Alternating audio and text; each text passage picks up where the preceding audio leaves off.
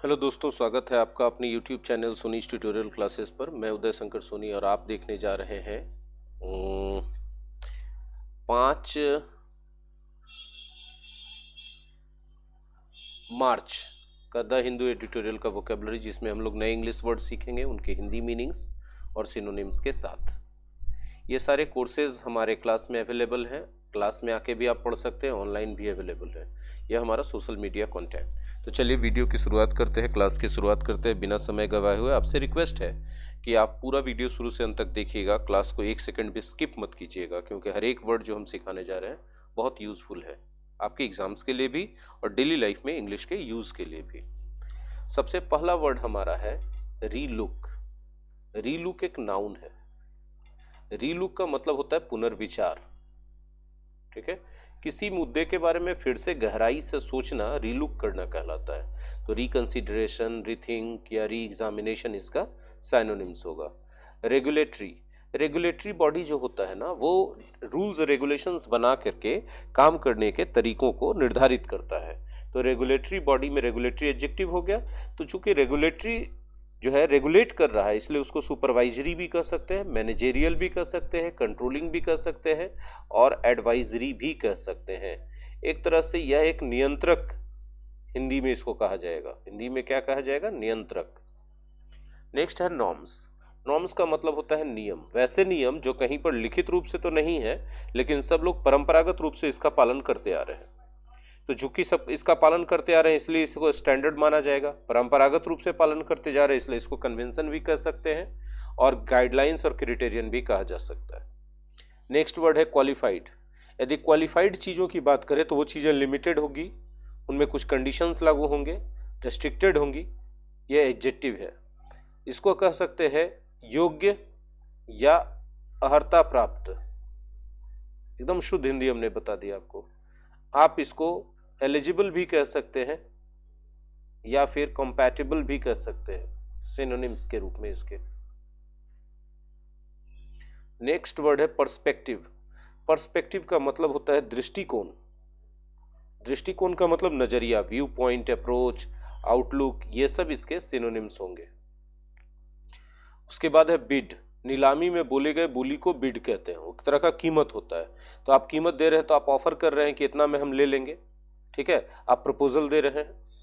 Cumulatively मतलब सामूहिक रूप से। सामूहिक रूप से इसको आप कलेक्टिवली भी कह सकते हैं। ठीक है, टोटली भी कह सकते हैं। रिसीट क्या होता है? रिसीट का मतलब होता है रसीद। जब आप कोई सामान खरीदते हैं तो आपको रिसीट मांगते हैं ना, वो लोग रिसीट देते हैं। मेगा हर्ट्ज, ठीक है, 10 लाख हर्ट्ज के बराबर 1 मेगा हर्ट्ज होता है। मेगा हर्ट्ज में हम लोग अल्टरनेटिंग करंट या इलेक्ट्रोमैग्नेटिक वेव की फ्रीक्वेंसी को मेजर करते हैं, नापते हैं।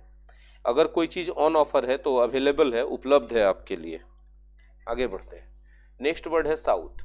साउथ जो है सीक का सेकंड फॉर्म है। सीक का मतलब होता है कोशिश करना। कोशिश करना या चाहना, वांट भी कह सकते हैं इसके सिनोनिम्स के रूप में। ऑप्टिमाइज, यदि किसी चीज को ऑप्टिमाइज करते हैं तो उसको बेस्ट बना देते हैं, ताकि सबसे ज्यादा इफेक्टिव तरीके से उसको उपयोग किया जा सके। ठीक है। डीम वर्ब है। डीम का मतलब होता है सोचना, विचारना। सोचना विचारना कहेंगे तो थिंक, कंसीडर, जज, ये सब इसके सिनोनिम्स होंगे। बैंडविड्थ इंटरनेट का होता है। इंटरनेट में डेटा कितना तेजी से या कितना स्लो तरीके से ट्रांसमिट होगा, तो बैंडविड्थ वही कैपेसिटी नापने का एक तरीका है। यानी इंटरनेट का स्पीड भी आप इसको मोटा मोटी बोल सकते हैं। एंट्रेंट, एंट्रेंट एक नाउन है जो एंट्री से बना है। एंट्री के खानदान में एक वर्ड आप जानते होंगे, एंट्री माने प्रवेश, एंट्रेंस बोलते हैं, और एंट्रेंस से ही बना है एंट्रेंट। वह आदमी जो कहीं प्रवेश लिया है वो एंट्रेंट कहलाता है। तो प्रवेश लिया है तो न्यू कमर है उस क्षेत्र के लिए। एक्विजिटिव, एक्विजिटिव का मतलब होता है अर्जनशील, जो अर्जित करने में लगा रहता है। तो जो अर्जित करने में लगा हुआ है, जाहिर सी बात है वो पजेसिव है, वो ग्रैस्पिंग है, वो हासिल कर रहा है। ठीक है, और वो लालची भी है क्योंकि वो हासिल कर रहा है, अर्जन कर रहा है। अकाउंट फॉर, ठीक है, अकाउंट फॉर का मतलब होता है कोई चीज के बारे में डिटेल से एक्सप्लेन करना। ठीक है, उसकी जिम्मेवारी लेना, तो आप उसको रिप्रेजेंट कर रहे हैं। गार्नर, गार्नर का मतलब होता है प्राप्त करना, इकट्ठा करना। तो इकट्ठा करना के अर्थ में आप इसको कलेक्ट भी कह सकते हैं, इसका साइनोनिम्स, और प्राप्त करना के अर्थ में receive, get, gain, obtain, acquire भी कह सकते हैं। सरपास, यदि आप किसी चीज को सरपास करते हैं तो उसको पीछे छोड़ के आगे निकल जाते हैं, मतलब उससे बड़े बन जाते हैं, उसको एक्सीड कर जाते हैं। एक्सीड के लिए एक पॉइंट याद रखिएगा कि एक्सीड के साथ जनरली बच्चे मोर देन का यूज कर देते हैं, जो कि एक एरर है।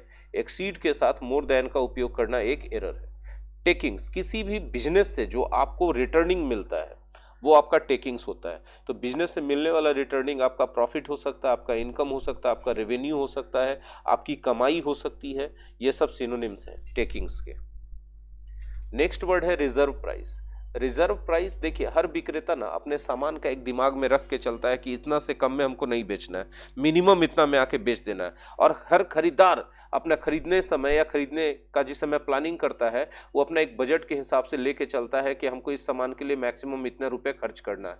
तो वही उस सामान का रिजर्व प्राइस कहलाता है। खरीदार की तरफ से रिजर्व प्राइस होगा और बेचने वाले विक्रेता की तरफ से भी रिजर्व प्राइस होगा। अगर दोनों का रिजर्व प्राइस मैच कर गया तो बहुत बार्गेन के बावजूद भी उस सामान का खरीद बिक्री हो जाएगा। अमाउंट मतलब होता है मात्रा या रकम या राशि, है ना। और अमाउंट टू वर्ब के रूप में यूज करें तो बहुत सारी चीजें इकट्ठी होकर मिल करके किसी चीज के बराबर हो जाए, ठीक है। तो इकट्ठा होकर के add up to, be equal to, है ना। टेल इट्स ओन टेल, अपनी कहानी खुद सुना देना, अपना पोल खुद ही खोल देना, ठीक है। तो सेल्फ एविडेंट हो जाते हैं आप, रिवीलिंग हो जाते हैं उस कंडीशन में। कॉग्निजेंट, अगर आप कॉग्निजेंट हैं तो आप सचेत और जागरूक हैं, आपको जानकारी है, नोन है, आप अननोन नहीं है। आप अननोन नहीं है, आप नोन है उस मैटर से, कॉग्निजेंट है आपके पास, तो आप अवेयर है, आप वेल इन्फॉर्म्ड है, आप फेमिलियर विथ है। प्रिवेलिंग है अगर आप, ठीक है। प्रिवेलिंग है अगर कोई चीज तो वो प्रचलित है। प्रचलित है मतलब वो करंट है, प्रेजेंट में है, एग्जिस्टिंग है, वो इन फैशन है, ठीक है। आगे बढ़ते हैं। सर्कमस्टांसेस, सर्कमस्टांसेस का मतलब होता है परिस्थितियां, सिचुएशन या कंडीशन कह सकते हैं। एमिड, एमिड का मतलब होता है के बीच या के दौरान। तो के बीच बोलिएगा तो इन द मिडिल ऑफ, और के दौरान बोलिएगा तो ड्यूरिंग। सराउंडेड भी बोल सकते हैं। इनडेटेडनेस मतलब होता है देनदारी। देनदारी क्या होता है, बिजनेस में जब आप पैसे लेते हैं या लॉस चला जाता है तो आपके ऊपर कर्जा आ जाता है, आपको देना पड़ता है, तो लाइबिलिटी, खास करके फाइनेंशियल लाइबिलिटी या फाइनेंशियल ऑब्लिगेशन को इंडेटेडनेस कहते हैं। इसी यही वर्ड है ना डेट, डेट का मतलब क्या होता है, कर्ज, है ना। तो इसी से बना इंडेटेडनेस। टेम्पर, टेम्पर तो आप जानते हैं तेवर होता है नाउन के रूप में, लेकिन यहाँ वर्ब के रूप में दिया गया है। तो किसी चीज को आप मुलायम बना देते हैं, सॉफ्ट बना देते हैं, तो वो उसको आप टेम्पर करते हैं, ठीक है। और इसी से मिलता जुलता एक वर्ड है tamper, TAMPER। Tamper with something मतलब किसी चीज के साथ छेड़छाड़ करना, अनाधिकारिक रूप से छेड़छाड़ करना अपने फायदे के लिए। उसमें टी के बाद ए होता है, इसमें टी के बाद क्या है, ई है। हार्डली, न के बराबर, जब आप बोलते हैं I hardly go to the cinema, मैं न के बराबर सिनेमा जाता हूं, ठीक है। चलिए नेक्स्ट, सैंग्विन। सैंग्विन क्या है भाई, तो सैंग्विन का मतलब होता है आशावान, ठीक है, आशावान। आशावान मतलब ऑप्टिमिस्टिक कह सकते हैं, होपफुल कह सकते हैं, कॉन्फिडेंट कह सकते हैं, पॉजिटिव है, वो चीयरफुल है ना। डिफिकल्ट सिचुएशन में भी अपना उम्मीद नहीं खोता है। शन का मतलब होता है त्याग देना। शन का क्या मतलब होता है, त्याग देना। जब आप त्यागते हैं तो आप क्या करते हैं, आप लीव करते हैं, आप अबैंडन करते हैं, आप गिव अप करते हैं, आप रिजेक्ट करते हैं, आप एब्डिकेट करते हैं, स्क्यू करते हैं, आप इग्नोर करते हैं, आप अवॉइड करते हैं किसी को। प्रोहिबिटिव, प्रोहिबिटिव है तो निषेधात्मक है। निषेधात्मक कब होगा, जब जरूरत से ज्यादा हो जाएगा तब ना। तो जरूरत से ज्यादा होगा तो एक्सेसिव बोलेंगे, एक्सॉर्बिटेंट बोलेंगे, ठीक है। फैदम, फैदम मतलब होता है गहराई, और फैदम का मतलब होता है गहराई नापना, वर्ब के रूप में। तो आप किसी बात की गहराई नापते हो तो उसको आप क्या करते हो, समझते हो। तो फिगरेटिवली इसको जो है समझना के सेंस में यूज किया जा सकता है। Understand, comprehend, work out, make sense of, है ना। एवोर्ड क्या होता है, एवोर्ड का मतलब होता है सार्वजनिक तौर पे प्रतिज्ञा पूर्वक कोई बात कहना। तो आप स्टेट पब्लिकली करते हो, एडमिट करते हो, है ना। एक्सेलरेट करने का मतलब तीव्र कर देना, किसी चीज की गति को बढ़ा देना, तीव्र कर देना, ठीक है। फारदेस्ट, सबसे दूर वाला, फार का कॉम्पेरेटिव सुपरलेटिव डिग्री है। रीच मतलब पहुंचना होता है, वर्ब है, रीचेज करते हैं तो नाउन हो जाता है और इसका मतलब होता है स्थान, जगह। ठीक है। रिलेटिवली का मतलब होता है तुलनात्मक रूप से। रिलेटिवली का क्या मतलब होता है?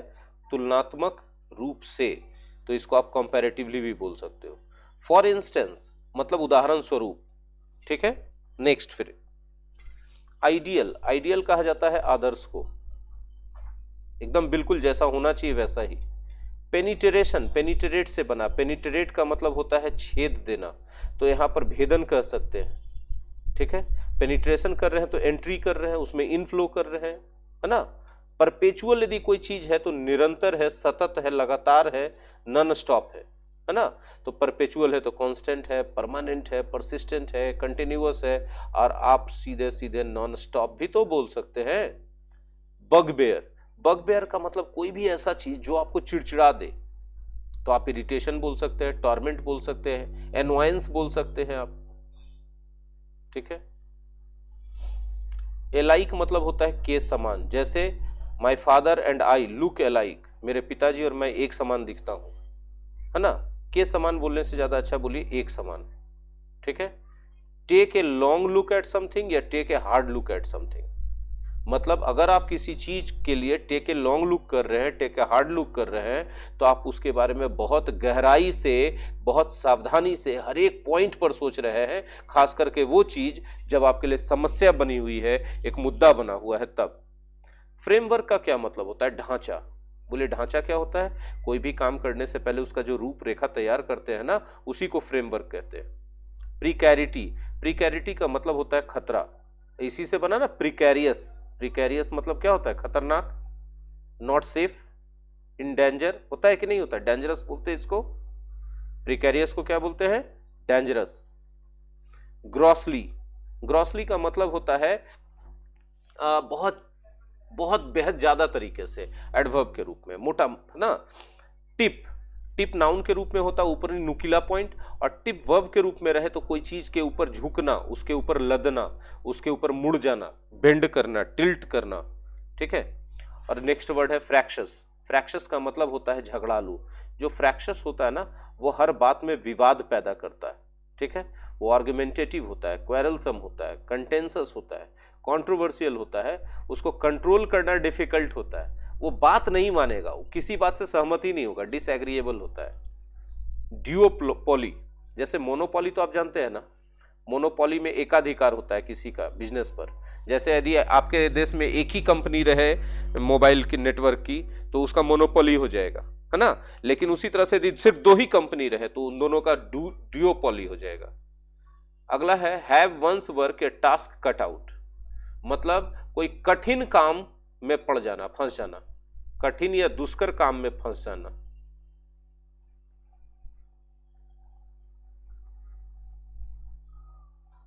ठीक है। और एंड अप, एंड अप का हम पहले भी पढ़ा चुके हैं, एंड अप के साथ जनरली V4 यूज होता है। एक उदाहरण देके हम समझाते हैं। मिस्टर सिन्हा और Mrs Sinha, mister Sinha and Mrs Sinha always start talking about their family budget but they end up quarreling and arguing। Mister Sinha और मिसेस सिन्हा हमेशा अपने फैमिली बजट के बारे में बात करना शुरू करते हैं और they end up quarrelling and arguing, अंत होते होते वे बहस करना शुरू कर देते हैं, झगड़ा करना शुरू कर देते हैं। ठीक है। तो एंड अप कैसे यूज करते हैं। आई होप कि ये वोकेबलरी क्लास आपके लिए यूजफुल रहा होगा। तो जाहिर सी बात है लाइक बनता है, कमेंट में आप अपना ओपिनियन जरूर बताइए और शेयर कीजिए अपने दोस्तों के साथ। जिन लोगों ने अभी तक नहीं देखा इस वोकेबलरी क्लास को उन तक पहुंचाइए, पूरे ग्रुप में, पूरे अपने पूरे कम्युनिटी में पहुंचाइए, ताकि सबको बेनिफिट हो। और जितने ज़्यादा लोग देखेंगे पढ़ाने का मज़ा उतना ज़्यादा आएगा, हमको और अच्छी अच्छी चीज़ें लाएंगे आपके लिए।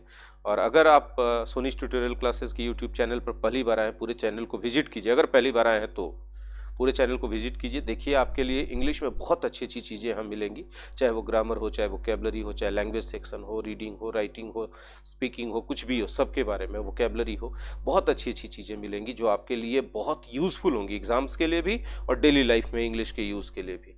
तो अगर आपको वाकई मेरा दावा सही लगे विजिट करने के बाद। तब सब्सक्राइब करके बेल आइकॉन हिट कर दीजिएगा और अपने मोबाइल के सेटिंग्स में जाकर यूट्यूब नोटिफिकेशन को ऑन करना मत भूलिएगा, क्योंकि इतना मेहनत करने के बाद भी अगर आपके पास नोटिफिकेशन ना पहुंचे और आपसे कोई वीडियो मिस हो जाए तो सही बात नहीं होगी ना।